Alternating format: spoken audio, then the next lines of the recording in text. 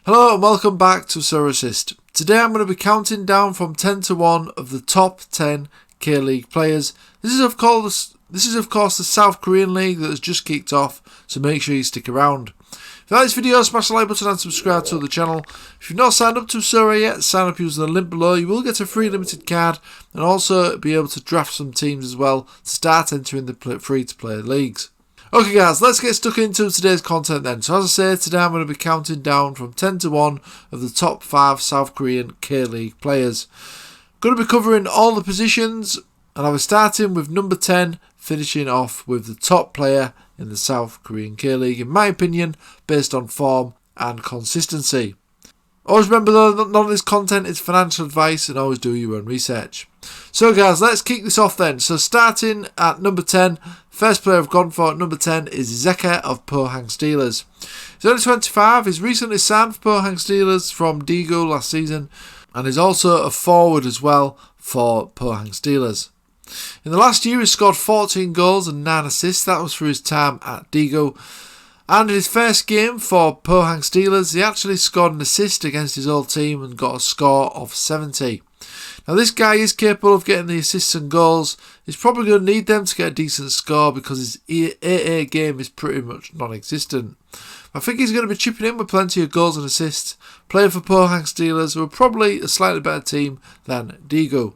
So he comes in at number 10 and I think he's certainly a good option up front. Coming in at number 9, I've gone for Lee Ki-ji of Suwon Blue Wings. 31-year-old is a defender on Sorare, and in the last year he's scored 1 goal and also got 14 assists, which is absolutely fantastic. His all-round game is looking pretty decent at 11.4, and he's also capable of these high scores in the 80s and 90 range as well. So I think he's looking a really good option there in your defence for your South Korean teams. Coming in at number 8 then, I've gone for Chu Gyu-seung of Jeonbuk Motors. Jeonbuk Motors are one of the top teams in the South Korean K-League generally and can usually be found in the top half of the table. This guy's a forward for the South Korean outfit and in the last year he scored 18 goals and got 5 assists. So as you can see, this is rewarding him with some really decent scores here in the 70s and 80 ranges. He's also got a 100 score as well back in game week 294, so he's probably one of the better options in terms of forwards in the South Korean K-League. So coming in at number 7, I've gone for Kim Dae-hwan. Now this guy does play for Gangwon and is available as a midfield card and a forward card as well on Sorare. In the last year he scored 11 goals and 11 assists. This shows that he's a very attacking player for Gangwon and he should be getting amongst the assists and goals again this season. He's also got some capable of some high scores as well in the 80s and 90 ranges. He's also got a 100 score as well here back in game week 282. So he's looking another very viable option. So coming in at number 6, I've gone for Osmar. He of course plays for Seoul.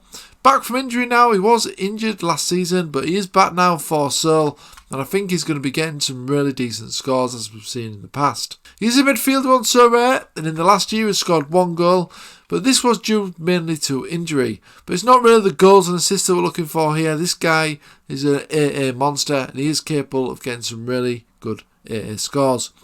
Now as you can see, there was a long period where he was out here injured, but if we look at his full score graph, and he was playing consistently in the Seoul team before his injury, we can see some really high scores in the 60s and 70 ranges, including 2 100 scores as well.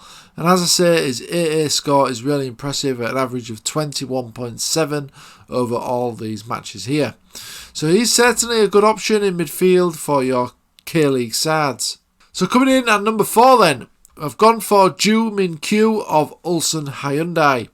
Now he's just signed for Ulsan Hyundai from Jeju United. Ulsan are obviously a better outfit than Jeju. They're one of the top sides in the South Korean K-League as well, and they've now signed one of the top scorers from last season in the K-League. So I think Jae Min Kyu is going to have a fantastic season at Ulsan. He did start the first game for them as well. Didn't score unfortunately, but he was a starter, so it looks like that's going to continue for the rest of the season. But in the last year he scored 17 goals and also 6 assists as well. That was when he was playing for Jeju of course, but I do expect these stats to improve. Now he's playing for a much better side. So Jae Min Kyu comes in at number 5. So coming in then at number 4 I've gone for Yoon Bit Garam, now of Suwon FC. There's another player that last season he was playing for Jeju, a little bit out of the side due to injury, but I expect him to be ever present in the Suwon FFC team. In the last year, he's not played that much, as I said, due to injury, but he's still managed to get 3 goals and 2 assists in 13 games. So a decent 88 as well, and he's also capable of getting these peak scores in the 80s and 90 and 70 ranges. But if we also look at his full score graph, just to get an idea of what he's like when he's playing consistently, we can see during this period here, he was on absolutely fantastic form with plenty of hundreds and 90 scores. I expect him to take in most of the set pieces for Suwon FC as well, and I expect him to get amongst the goals and assists this season. If he can stay away from injury, I think he's going to be an absolutely fantastic player to have in your collection. So he comes in at number 4. So we're moving on now to the top 3. So coming in at number 3, I've gone for Kim Hyung-won of Ulsan Hyundai. Now this guy is a defender. As I say, Ulsan Hyundai, one of the top sides in the South Korean K-League. And Young Kwon, who's actually not that young, is 33, but is a fantastic defender to have in your collection, especially in the Champion Asia division. If we look in the last year, now he's scored 2 goals, but obviously that's not what we're looking for in a defender really. We're looking for some solid scores, and that's what this guy is getting on a consistent basis. But he's also capable of the odd peak score as well in the 70s and 90 range. He's also got a fantastic all-round score of 21.4. So for me, he's one of the best defenders in the South Korean K-League, and he's certainly one that you should be considering, looking fairly cheap as well. So now on to the top 2 players then in the best players in the K-League.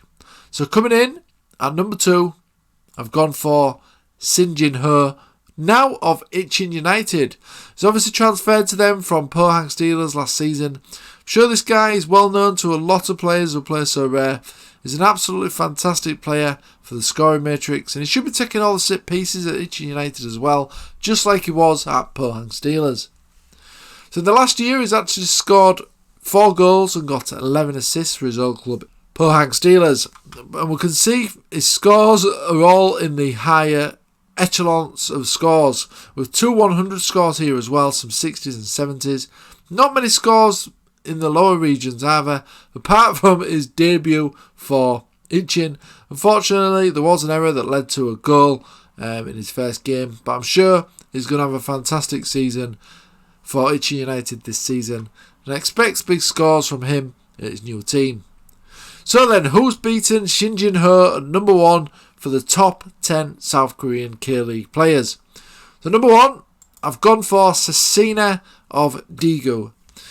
He is the main man for Daegu, the best player for that team as well. I'm surprised that he's still at the club, to be honest, because obviously he is the best player in the K-League. When this guy is in the mood, he's one of the best players, not only in the K-League or the Asia Champion division, but also on Sorare in terms of forwards. He really does score that well.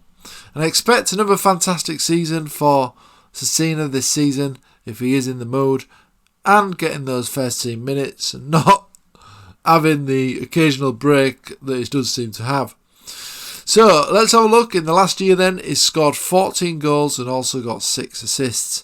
And as you can see, he's also got plenty of 80 scores and 90 scores. And he's also got a really good AA score as well for forward of 16.6. This is because he does see a lot of the ball. He also takes some set pieces as well for Daegu. And I think he's going to have another fantastic season at the club.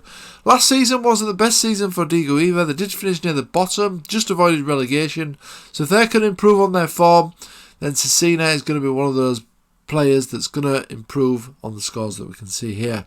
Just have a look at his full score graph as well. We can see what he's capable of for Daegu FC. These are all scores when he was playing for Daegu. So we can see he's an absolutely fantastic player to have in your collection on Sorare. So that was the top 10 South Korean K-League players to consider if you are looking to buy some Asia players. Now the K-League has kicked off. Obviously you'll need some of these players as well for the summer when the European leagues finish. If you like this video, smash the like button and subscribe to the channel. If you're not signed up to Sorare yet, sign up using the link below where you get a free limited card and also some common cards as well to start entering the free to play tournaments today. Okay guys, thanks for watching as always, and I'll see you again soon.